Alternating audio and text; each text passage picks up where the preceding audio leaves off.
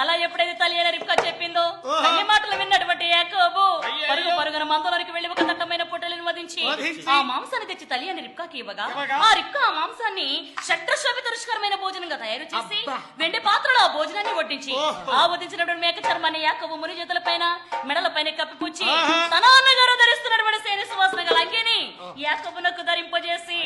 ఎప్పుడైతే పళ్ళరాన్ని చేతికిచ్చిందో అదిగో తల్లి మాటలు విన్నాడా